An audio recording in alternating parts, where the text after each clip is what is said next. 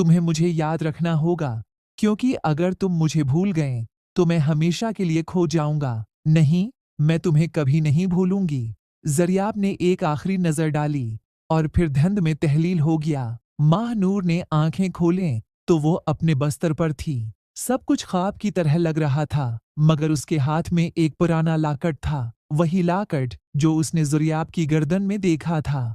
माहनूर ने आसमान की तरफ देखा और चांद की रोशनी में इसे ज़रियाब की मुस्कुराहट नजर आई।